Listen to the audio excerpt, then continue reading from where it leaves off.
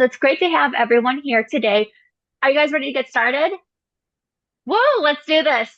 So I'm gonna talk about my background a little bit now.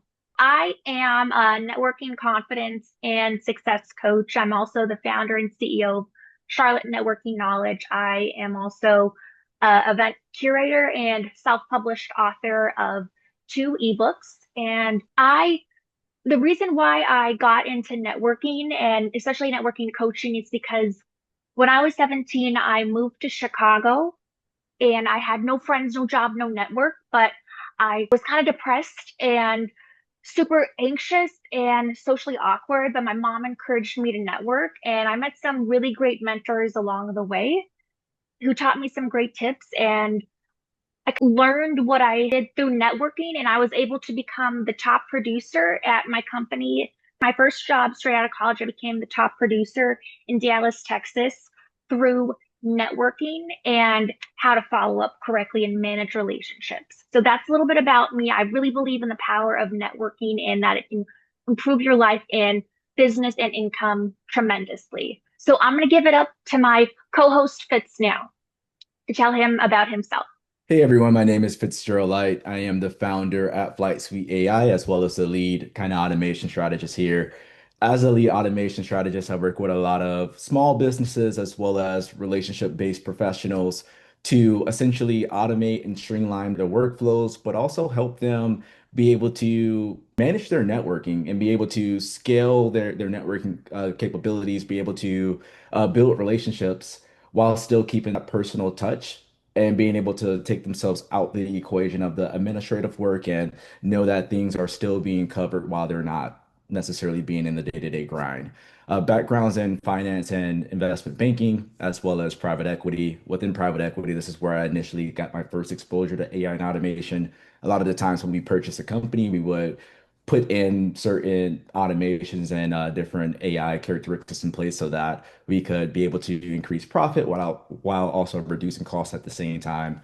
And then outside of that, I also host a variety of master classes around this topic of how certain professions can use AI and automation in their current profession or the current industry to actually use it to its full capability. A lot of people only use AI in terms of Chat GPT, mainly to write emails. And hopefully today at the end of this presentation, you have a new or you have an idea of what's possible when you start using AI in much more of a business sense. So I'll go ahead and pass it over back to Dana and look forward to sharing this presentation with you all. Perfect. Well, thank you, Fitz. So before we get started, I'm going to ask you guys a question. Have you ever lost a business opportunity because you had a lack of time, forgot to follow up, you had fear of rejection, or you were uncertain about what to say? Leave a comment below if you guys have experienced any of those. And if you have, you're not alone. I'm interested which ones you guys have challenges with currently or previous. But these are very common challenges in networking follow-up on top of being inconsistent with your outreach and being disorganized as well. I struggled with these things for such a long time myself. And really, it was hard for me to overcome them, but I've learned some techniques, and through trial and error, I found some great best practices for follow up and networking. And that's what we're going to share here today. So, we're going to teach you in this seminar some ways how to overcome these common challenges through techniques and solutions, including AI. Now, let's talk about follow up. So, what is follow up? Basically, it's just reaching out to someone after meeting them for the first time.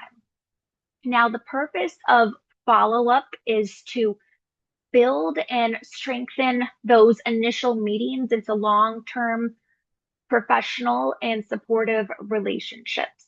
So, some common misconceptions about follow up is that you only need to follow up when you need something from someone. And that's actually the wrong way to go about it because if you're only reaching out to someone when you need something, you're going to make that relationship seem very one-sided and you're going to come across as very selfish and me, and a taker. You want these relationships to be based on mutual value. So don't just follow up when you need something. Follow up consistently just to check in and offer and see how you can offer them value and help them. And that way, when you do need help, your network will be more likely to actually support you in giving you that help. So follow up is very important. It's crucial for that relationship building because it reinforces those connections and keeps you top of mind. Also, you can't get sales clients or referrals if you don't follow up and schedule those meetings after you meet someone for the first time. So you got to follow up. It's the name of the game. Follow up is huge. Who wants to make more money? Raise your hand or leave a comment below. Who's interested in making more money? I am, but you want to make money, you got to follow up. And also for follow up, it's the most neglected aspect of networking. I see people all the time. They're great at connecting and engaging with others during the events, but they fail to follow up and they're missing out on the potential benefits.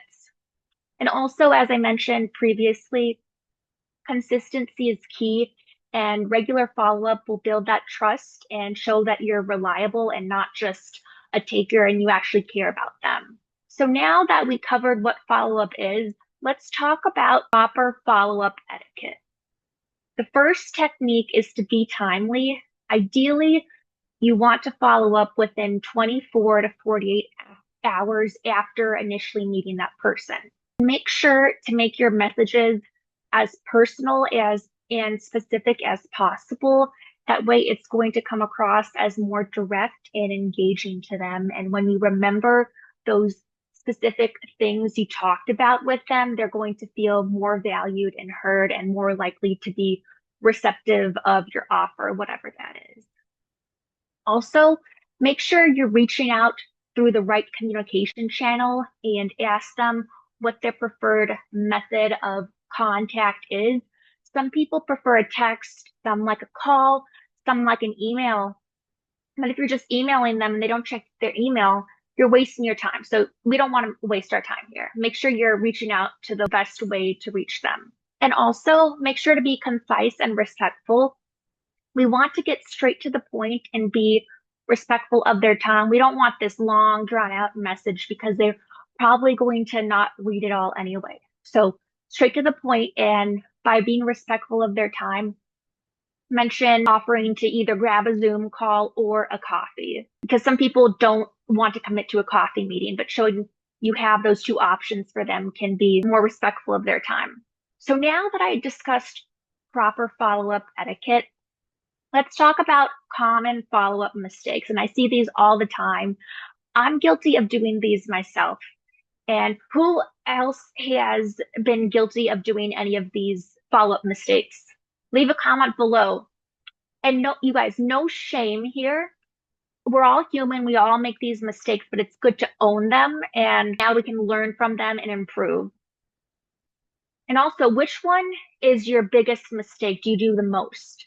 I'm interested in hearing what you guys have to say. Leave a comment below. So one mistake I see all the time is waiting too long to ask for their contact information. So let's say you're talking to someone at an event and they identify themselves as a potential client for your services, or they seem like a good long-term collaborator for you. So as soon as you identify they could be a good fit, get their contact information immediately. You don't want to wait until the end of the conversation because there's a lot of uncontrollables at networking events. They could get a call and have to peel off early. They could have to run to another meeting, or you could have a bunch of new people joining your group and you could miss that opportunity. And also, another mistake is not asking for their contact information. So I see this happen a lot when you see someone who's a potential client and you hand them your card. But the issue with this is that we don't have their information and we can't control whether or not they're going to reach out or not.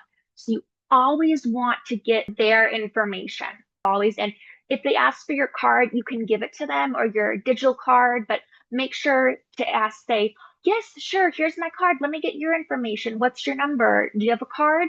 And also, not being the first to follow up is another mistake.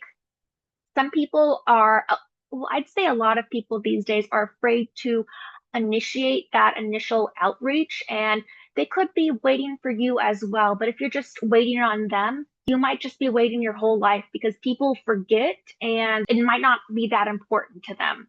So make sure you always want to be the one to initially outreach and also not going for that ask as well. You want to be the one who asks to set up a follow-up meeting and connect with them.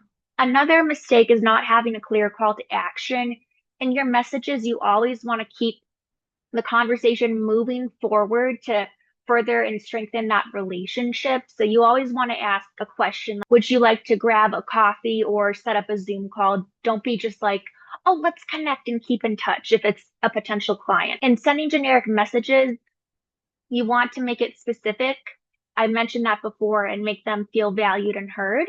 And you guys feel free to introduce yourself in the comments below with some details where you're from. I know we have a few people who joined recently, so welcome. And then another mistake is when you're not following up at all because it feels too late.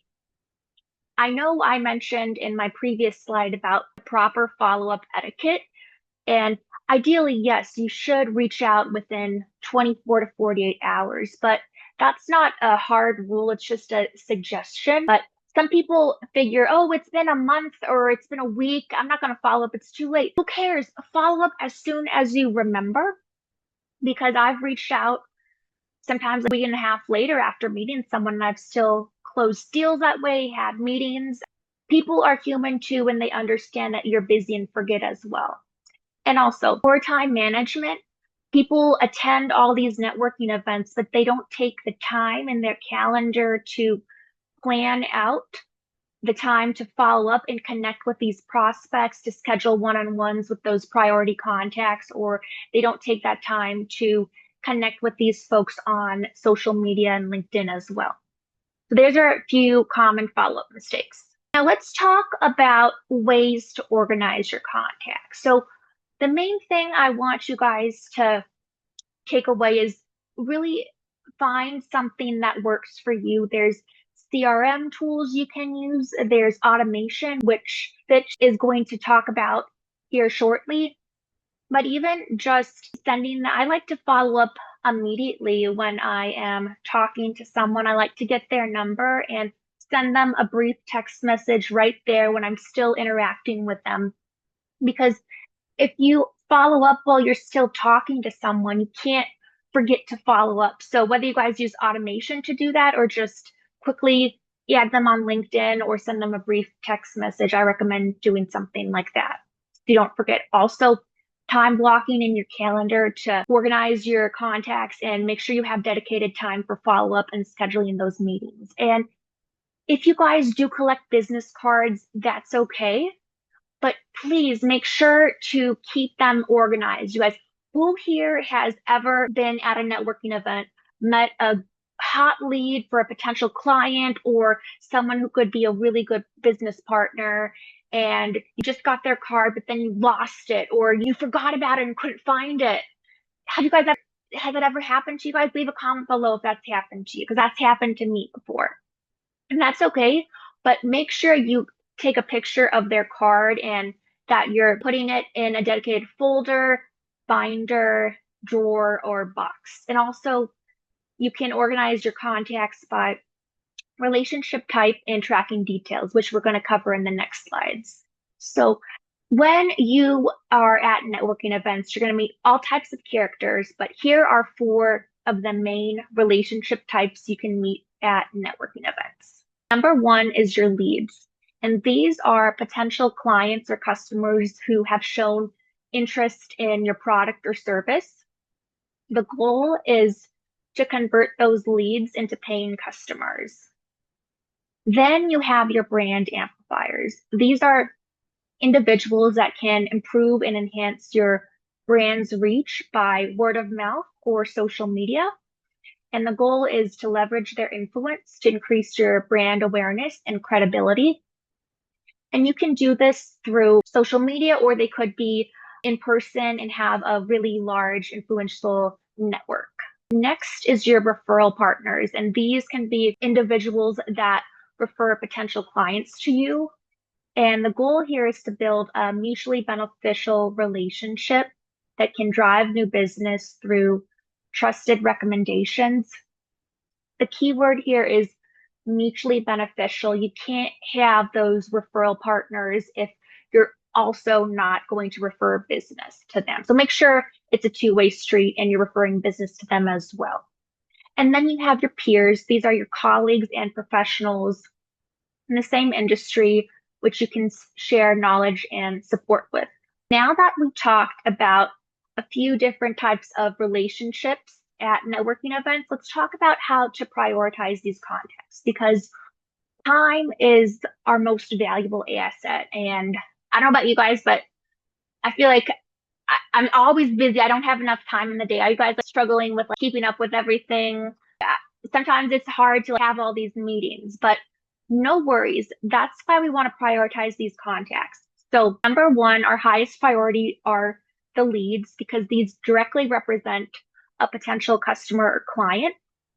Your medium priorities are your brand amplifiers and referral partners. These are crucial for generating new business and also increasing brand visibility. But those relationships are going to take time to form. And you can't really ask someone you just meet, hey, will you help promote my business? It has to be kind of over time as you build that trust. So you want to nurture those relationships, but they're not as important as your leads. And then a lower priority are your peers. They can be supportive and insightful, but they have that lower immediate business impact typically. So if you guys are busy and struggling with your follow-up or struggling to set one-on-one meetings with everyone, make sure to focus on your leads first and then your brand amplifiers and referral partners. Now let's talk about the details you should track when you meet someone. So you should track their name, obviously, and then where you met them at, the context, what details did they discuss, where do they work, what do they do, what's their business, are there any specific needs or pain points that you've uncovered during your conversation? Include that in your context and have a follow-up plan for those next steps for engagement and also keep track of that relationship type so you where to prioritize these contacts. And I have a message template for potential clients. We have a three-step sequence for initial follow-up, our check-in, and then re-engagement. We're going to send that out to everyone at the end of this. So I'm just going to go over the follow-up meeting template. But if you guys, I know some people signed up through Meetup, so I'm not sure if I have your email address, but if Mariana, you could put the I was going to say the goal setting or the giveaway entry form. And if you guys want to enter that, so we could have your email so we can send you guys this. Because I'm not sure if everyone on Meetup, if I can email this to you or put it on Meetup. But anyways, so I'm just going to go over the follow-up template for a potential lead. Could say something like, hey, I really enjoyed our conversation learning more about your work at X. I believe there's lots of potential for us to collaborate and address X. Would you be open to a call next week to explore this further? Let me know your availability and we can set something up. And you see, you guys, I added a question here, which is better than just let's meet up sometime. You want to always ask a question to further those next steps. You always want to be initiating those next steps. Here's a message template for a referral partner. It's a little different, but pretty similar. Hi, howdy. It was a pleasure meeting you at X event and discussing our mutual interests. I see a lot of potential for us to refer clients to each other given our complementary services. Would you be open to a call to explore how we can best support each other? Let me know your availability. And see, again, you want to ask that question to further that relationship. Here's a message for your brand amplifiers. And you guys, these could be anyone. A brand amplifier could be a friend or colleagues. It could also be your peers. So anyone could be a brand amplifier, really. So I really believe in networking. I think we all have something to offer everyone. So even if they don't seem like a potential client, could be a good opportunity to pursue a relationship with them. Here's a message. Hi, it was a pleasure meeting you at X. I admire your work in X and would love to explore ways we can collaborate to amplify our efforts. Would you be open to setting up a call or meeting to discuss potential collaboration opportunities? And again, we're going to send this with our other two-step message sequence so you guys can have that in a follow-up email. You guys can reference this for later. And here is the peers message template. Hi, it was great to meet you at X event and discuss X. I'd love to stay connected and perhaps collaborate on future projects or share insights. Let's keep in touch and feel free to reach out anytime. For this one, I did not include a question to hop on a short call or coffee with them, just because for the sake of time, we don't always have time to meet with the peers, but you can absolutely include that if you have some free time in your schedule and want to connect with your peers further. Now I talked a little bit about the networking best practices and the common follow-up mistakes to avoid and some techniques on how to avoid them. I'm going to hand it over to Fitz now, and he's going to guide you on how to use Flight Suite AI to streamline your networking efforts. So let's give it up for Fitz. Whoa, thank you. And I'm going to play a little song here. Let's get hyped up, you guys. Happy Friday, guys. I'm giving over to Fitz now. All right, can everyone hear me now? Think I was speaking on mute for a second. But yep, so Daniel showed you how or what to say in terms of the follow-up. Now I'm gonna show you in this next portion how you can do that follow-up, but effortlessly have it automated. And then I'm gonna show you how to take it one step further to do it at scale. And then I'll show you how to take yourself out of the equation as well. So I really hope you enjoy this part. This part's gonna be pretty fun.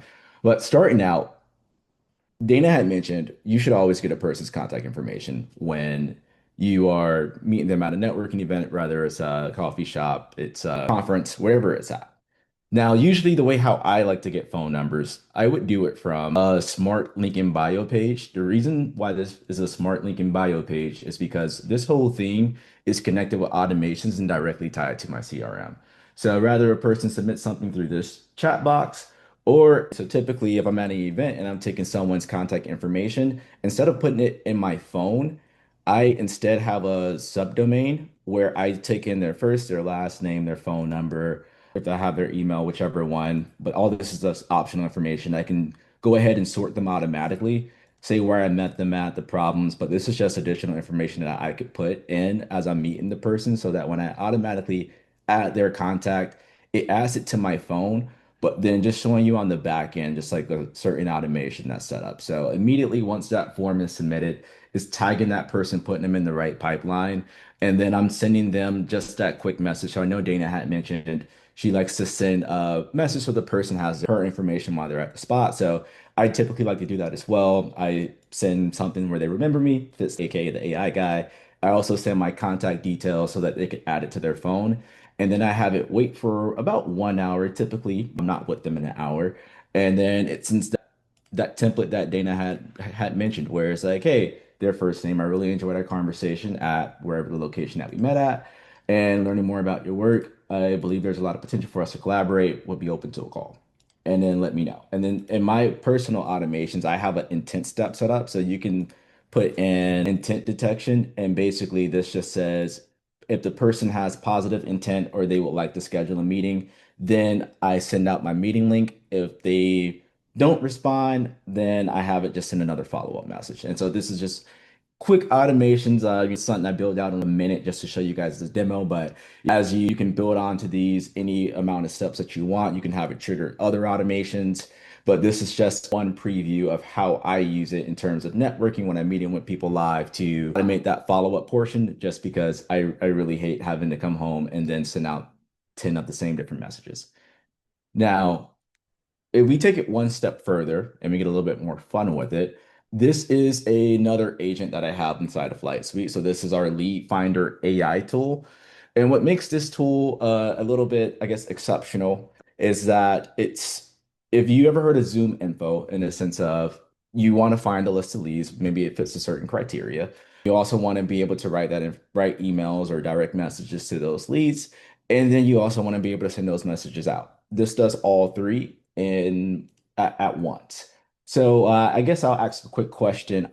Nicole, I guess I'll ask you since you're on video right now. I guess who would you say is a ideal client? Or if I said I can get 10 people for you to talk to in a room, what type of business would they run? What type of level would they be? I think you're currently on mute right now. If you have any idea or not, or you can just say any type of business type, or if anyone has any type of business type, you can just yell it out right now. There we go. It wasn't letting me unmute. Sorry about that. For me right now, because I'm actually looking for a job, so the ideal person for me to meet at networking events are going to be, of course, hiring managers, talent acquisition professionals, or anyone that might be able to make that connection for me. Do you know what type of business you want it to be? What type? Sales. So what about sales director? Would that about it? But let's see if we did. Let's do sales director. Let's see what's in Charlotte. And then here's a set of filters where you could actually put in type of industry. You can get very specific with it. But for right now, we'll just keep it very agnostic. And so this pulls a list of sales directors in terms of you can have it just keep pulling.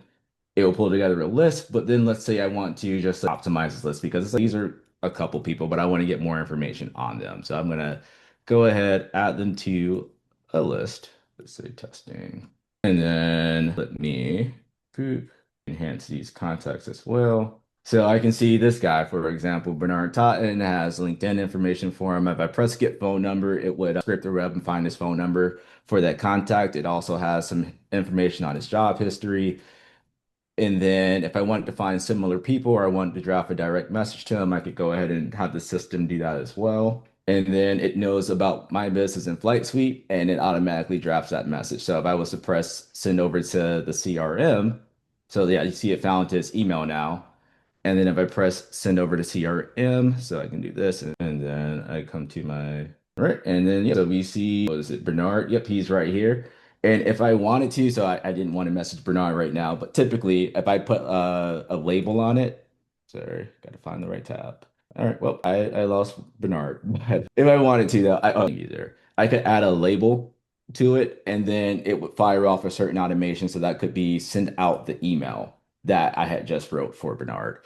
And then that list can also do the same thing for, I typically like to use it for influencer search, especially if I'm looking for collaborations or I'm looking for other partners, such as a masterclass like this, and I want to find someone else in Charlotte. And I already have a bunch of lists made already, but let's say if it was let's say sales. So I want to find an influencer that talks about sales a lot, let's say 1,000, and then also located in Charlotte because they might have a few good connections. All right, so the system puts together a list. These individuals are based in Charlotte. They talk about sales hashtag a lot. Let's just choose one person at random. Let's say we'll go to list. We choose Bethany. We'll see. Let's see what Bethany has and more about her information. The AI would then enhance her portfolio. It would go into giving me a bunch of criteria on her profile, her audience type, in terms of what hashtag, what mentions she's used, what are her interests. Well, who are some influential followers that follow her? So maybe I wanted to connect with a certain follower. Let's say it's this follower. I was like, if I connect with Bethany, then I might be able to get on this person's radar. It also breaks down their audience, their countries, their cities. And then it also tells me who are other people that kind of model Bethany. So if I was like Bethany is the ideal person of who I wanted to meet, then it creates a lookalike of these other people have similar interests to Bethany. And now I can reach out to these other people as well. And then similar to how it was with the other one, I can have it generate that direct message. I can have it generate the summary on Bethany. So if I was like, oh, I'm going to have a call with Bethany on Tuesday, and I just want to have information on her, a quick dossier of how I can quickly reach out to her. Then the system generates that up, lets me know about her audience, her average engagement. And by the way, all of these prompts, you can set these yourself. So in the AI assistant, you can create what information you want to pull out and how you want the system to be able to analyze it. And so this is using a couple custom scripts, but ideally you can connect it to ChatGPT on the back end. And for this one time and this one occasion only, I also have it where you can have integration. So if you aren't using Flight Suite as your CRM, you can also connect it with Zapier and have it connect with other platforms as well and send us information similar to how you use Flight Suite, but send this directly to your CRM and you can fire off your own custom automations there. And then I guess in the last portion, the way of, so this is how you can do it at scale. So now you have a list of people who you want to contact, you have their emails, you have the message sent out. Now, let's say you just messaged 100 people. If 100 people message you back, that's a lot of work because now you have to send 100 different messages. One project that I like to do, and like I said, the reason why I created a majority of this is because I found myself having issues with having to message a bunch of people, having to find people. And so I created a lot of this for myself and was like, oh, this is great for me. I can share it with others too. And one thing was I use my Instagram, so this page right here, I use this as a big funnel method of I have paid ads that ask people to DM me. When they DM me, I have an agent that will monitor my Instagram if I'm not online so that it will respond. So, for example, if I send a message to myself from my other Instagram and I said, hey, can you tell me? All right, so it says, hey, can you tell me about Flight Suite? Now, what's happening on the back end? We are using conversational AI from this perspective. So let me actually go to that agent. And so you see the bot already basically responded back to this. And so the bot responded back and said, hey, Flight Suite is all about cutting out the busy work so you can focus on what really matters. XYZ. And then if I was to tell it, you aren't fit. Right now, the bot is thinking, it's reading the message, and then it is crafting up its reply. And the bot's basically saying, I sound like a bot, but I'm not a bot. It's actually me. And the bot has it has a objective of what it's meant to accomplish. And so the way how you write these, essentially the bot writes the prompt itself. You just quickly tell it, hey, I want to do agent for this. And then what it'll create its prompt itself and break out identity, personality traits, style, guardrails, and then the task. And then you just go into it and you add in a different knowledge base to it. So you can upload PDFs to tell it more about information of what it should know. You can tell it different links of what it should send out. But it's I guess very easy to tell it what to do because it's a AI bot and it's essentially the same way how you would talk to ChatGPT is how you talk to it to tell it what to do. So I have clients that use this for their accounts receivable team to make outgoing calls because the bot also is great from a conversational point as well. Like if I, let me see, can you guys hear this? If I, Hey, this is Fitz. What's good? hey Fitz, can you tell me about, I don't know, Flight Suite? For sure. Flight Suite is like your secret weapon for cutting out the busy work in your business. It's all about automating the stuff that eats up your time scheduling, follow-ups, reminders, so you can focus on. And so, but you can also change out the voices to have about any voice that you want on it. So that's a quick, I guess, synopsis of how I use Flight Suite to automate a lot of the personal follow-up. I know there might be a bunch of questions on this. So before we get to questions, I also just want to add in at this website, networkingwith.flightsuite.ai. We have the links to what Dana had mentioned as well in regards to the follow-up templates. So there's a full PDF where you can download that information. You can also sign up for the giveaway and you can connect with us online through our links. And then for my birthday, since it is coming up on Friday, I decided to do a exclusive just offer that expires on my birthday at night. But essentially, I usually never break out the agent separately. But for this one time, for that networking, the prospecting AI that can be purchased by itself for $100 a month, that comes with 100 credits. Basically, think about one credit being equal to one lead. And then I am doing a June special for Flight Suite AI. So for the core plan, where you get the automations, you get the prospecting AI, you also get marketing AI and a few other agents. That's $249 for this month that ends at the end of June. And then for $500 a month, so this is typically $800, but you'll get access to basically all the Flight Suite and the conversational AI. And that comes with 24/7 support. My team helps you build out the agents and kind of the world is your oyster when it comes to AI. Whatever you kind of think can happen can most likely probably happen. And my team are there to help you make it happen and bring your dreams to reality. So that was a quick overview of the different things that we have. I'll drop this link in the chat with all the links, but happy to answer any questions if anyone